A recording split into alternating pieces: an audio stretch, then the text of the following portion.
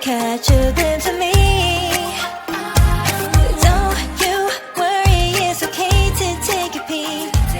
See the magic words now, pretty please. Yeah, try to hide it. નમસ્કાર મિત્રો, આજના પ્રવાસ વિશે તમને લોકોને અમે આની પહેલાંના એપિસોડમાં માહિતી આપી હતી કે આજે અમે દેહરાદૂન મેસૂરી જઈ રહ્યા છીએ કુદરતી સાનિધ્યની અંદર. તો અત્યારે હાલના સમયે અમે છીએ સપ્તવેલી, જે દેહરાદૂન અને મેસૂરીની વચ્ચે આવે છે અને ખૂબ જ જોવાલાયક સ્થળ છે. કુદરતી નજારો તમે પહાડો જોઈ શકો છો, ખૂબ જ સુંદર અને સારા. તમે ફૂલ ફેમિલી સાથે અહીંયા પહોંચી ગયા છીએ મારા બાળકો સાથે. આ સપ્તવેલી એટલે 7 પ્રકારના ડુંગરાઓ અહીંયા આજુબાજુમાં બધે જોવા મળે. કુદરતી નજારો કે અહીંયા અને જે લોકો પહાડોની રાણી કહે છે, સપ્તવેલીની અંદર ખૂબ જ સૌંદર્યમય વાતાવરણ છે અને કુદરતી લોકેશન છે. ફૂલ ફેમિલી સાથે અહીંયા આવો, એન્જોય કરો, ખૂબ જ મજા કરો. એ પ્રાચીન શિવજીનું મંદિર પણ છે, એમના પણ દર્શન કર્યા. ફોટોની મનાઈ હતી એટલે તમને લોકોને બતાવી ન શક્યા. અહીંયા આવો એટલે તમારે સપ્તવેલીમાં ફક્ત ને ફક્ત પહાડો, નદીઓ, ઝરણાઓ જોવા એટલા સુંદર ને રમણીય લાગે કે તમે લોકો સવારે આવ્યા હોય તો સાંજ ક્યારે પડી જાય, સમય ક્યારે પસાર થઈ જાય, અને અહીંયા રહેતા હોય તો જીવન ક્યારે પસાર થઈ જાય એની પણ ખબર ન પડે. એવી સપ્તવેલી, એવો કુદરતી નજારો અહીંયા આવીને અમને ખૂબ જ આનંદ થયો અને ખૂબ જ મજા આવી. આ કુદરતી સ્થળ જોઈને અમે તો ફૂલ ફેમિલી સાથે આવ્યા છીએ, મારા વાઈફ સાથે આવ્યા છીએ. ગમે ત્યારે આવો, ફૂલ ફેમિલી સાથે અહીંયા આવો. સપ્તવેલીમાં આવવું હોય, મેસૂરીમાં આવવું હોય તો ફેમિલીને લઈને અવશ્ય આવો. એવો કુદરતી નજારો જોવો. નેક્સ્ટ સમયની અંદર અમે લોકો જવાના છીએ. હજી મેસૂરી તો બાકી છે, એ અહીંયા કરતાં પણ ખૂબ જ સુંદર જગ્યા છે. આ છે સપ્તવેલીના પહાડો, કુદરતી નજારો, નારિયેળીઓ, ખજૂરીઓ, અવનવા પ્રકારના ઝાડવાઓ અને જડીબુટ્ટીઓ, વનસ્પતિઓ અહીંયા જોવા મળે અને ખૂબ જ સુંદર નજારો છે મિત્રો. કેમ કે આ નજારો, આ કુદરતી સૌંદર્યનું શબ્દોની અંદર વર્ણન કરવું ને ખૂબ જ અઘરું, આમ ગણો તો અશક્ય છે. આ નજારાનું વર્ણન કરો એટલે કોઈથી થઈ ન શકે. બોલવા બેસો તો પુસ્તકો લખાઈ જાય એવું અહીંયા કુદરતી નજારો છે. એટલે અહીંયા હું મારી વાતને વિરમું છું. નમસ્કાર.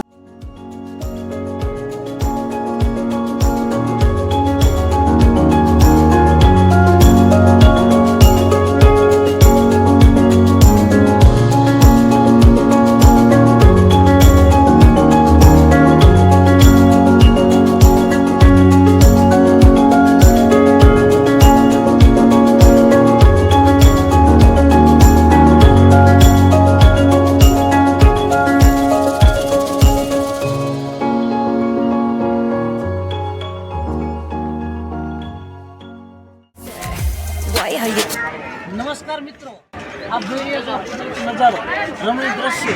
અત્યારે આપણે આવ્યા છીએ અમે ભટ્ટા ફોલ મેસૂરી. પહેલાં તમને દેહરાદૂન સપ્તવેલી બતાવી અને અત્યારે જે બતાવી રહ્યા છીએ આજુબાજુનો કુદરતી નજારો, રમણીય દ્રશ્યો, એની વિશેષતાઓ શબ્દોમાં વર્ણન કરવી અશક્ય વસ્તુ છે. એટલે અહીંયા આવો નજારો જુઓ તો જ અંદાજ આવે તો ભટ્ટા ફોલ કુદરતી રમણીય દ્રશ્યો જુઓ. અને અત્યારે ફેમિલી સાથે અહીંયા ભટ્ટા ફોલમાં આવેલા છીએ.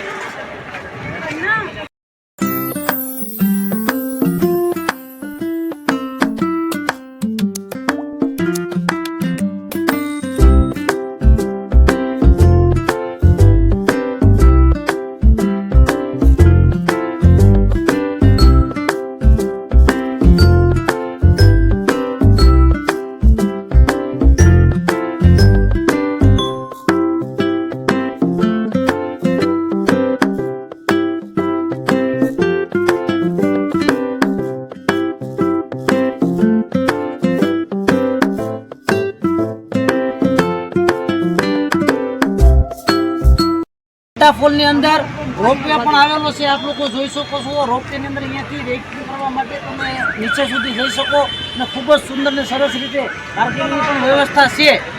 તો મિત્રો અહીંયા આવો એટલે ભટ્ટા ફોલની મુલાકાત અવશ્ય લ્યો. તમે અહીંયા કુદરતી નજારો જુઓ, આ બધા દ્રશ્યો જુઓ અને ખૂબ જ આનંદની અનુભૂતિ થાય. અમે તો અહીંયા ફૂલ ફેમિલી સાથે આવેલા છીએ અને ટૂરમાં ખૂબ જ મજા આવી ગઈ છે. તો આ ભટ્ટા ફોલ મનસુરી પાસે ને મનસુરીને એકદમ નજીક ઉપર પહાડો ઉપર ખૂબ જ સુંદર મકાનો બનેલા છે. તમે અવારનવાર બ્લોગમાં બીજાના પણ કે જોતા હશો, પણ અહીંયા આવો અને જોવો તો એ વસ્તુ, એ આનંદ, એ ઉમંગ જ અલગ છે. અહીંયા આવો તમે, ટ્રેકિંગ કરો ને આ બધું જોઈ શકો છો, કુદરતી નજારો.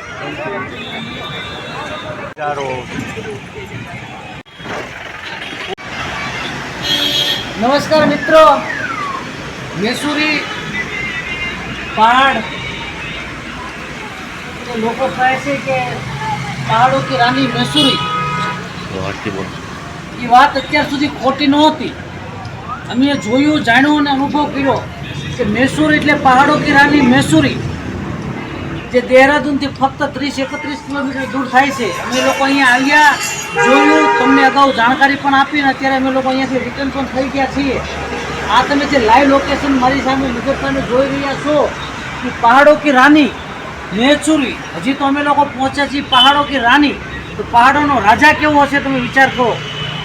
આ જે કંઈ છે, જે કંઈ કુદરતી સૌંદર્ય છે એ છે મેસુરીનું. ચારે તરફ પહાડો જ પહાડો જોઈ રહ્યા છો. આ બાજુ બતાવો, એ પણ પહાડો જ છે. પહાડોની રાની, ખડખડ વહેતા ઝરણા, કુદરતી સાનિધ્ય, ચારો તરફ પાણી જ પાણી. ને અત્યાર સુધી અમે કંઈ જે કંઈ હતા એ વાદળ હતા એની ઉપર હતા અને વાદળ અમારી નીચે હતા. આ જે કંઈ લોકેશન છે અમે અત્યારે અહીંયા હોટલમાં ચા પાણી પીવા માટે રોકાણા છીએ.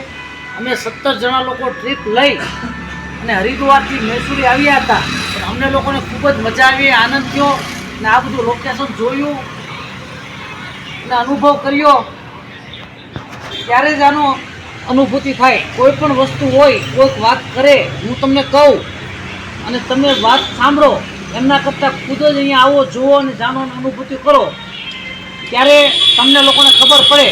પણ મિત્રો, તમારે લોકોને અહીંયા સુધી કઈ રીતે પહોંચવું, ક્યારે આવવું, એની જાણકારી જોતી હોય એનો પરફેક્ટ વિડીયો અમે અહીંયાથી અમારી ટ્રીપ પૂરી થાય એટલે અમારા સમયને અનુરૂપ કેટલું ભાડું થાય, કેટલો ખર્ચો થાય અને કયા સારા અને મોડા અનુભવો થાય, એની બધી જ જાણકારી અમે આવનારા નેક્સ્ટ વિડીયોમાં તમને આપશું મિત્રો. તો આ અત્યારે ખાલી દ્રશ્યો જુઓ, જાણો અને માનો. અત્યારે બીજો કોઈ વાત કરવાનો સમય નથી મિત્રો. કેમ કે અમે તો અહીંયાથી જોઈ એ ધરાતા નથી. અહીંયા તો અમે આવીએ, કોઈ બી આવે તો અહીંયા મહિનાઓ સુધી રહો ને તો પણ તમને અહીંયાથી નીકળવાનું મન ન થાય. હું, મારો દીકરો કિશન, મારું ફૂલ ફેમિલી અહીંયા આવ્યા હતા. ફેર્યા 17 જણાની ટ્રીપ. હવે આગળની જાણકારી નેક્સ્ટ વિડીયોમાં આપશું મિત્રો. અત્યારે અમને ખાલી આનંદ, મોજ માણવા દે.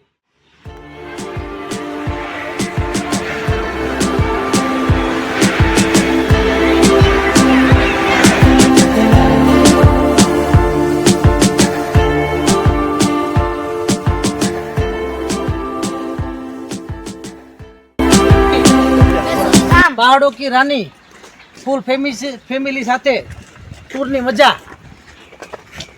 મારા ધર્મબંધ પત્ની અને અમે બંને સાથે ને બાળકો સાથે, બાળકોને બધા પાછળ રહી ગયા છે અને આવ્યા છીએ પહાડો की રાની મેસુરીમાં, જે દેહરાદૂનથી ફક્ત 31 કિલોમીટરના અંતરે આવેલું છે. પણ મિત્રો, આનંદ અને મજા અહીંયા એવી આવે કે તમે એક જ દિવસ આવ્યા હોય ને તો તમને એવું લાગે તો અહીંયા 8 દિવસ રોકાઈ જઈએ. તો અમને ખૂબ મજા આવી રહી છે. રસ્તામાં માતાજીનું મંદિર આવેલું છે, ત્યાં અમે લોકો દર્શન કરવા જઈએ છીએ. દર્શન કરી અને પછી હવે આગળ અમે દેહરાદૂન થઈ અને હરિદ્વાર નીકળી જઈશું. આવતીકાલે તમને અમે ક્યાંનો પ્રવાસ કરશું એ નેક્સ્ટ એપિસોડમાં તમને બતાવશું.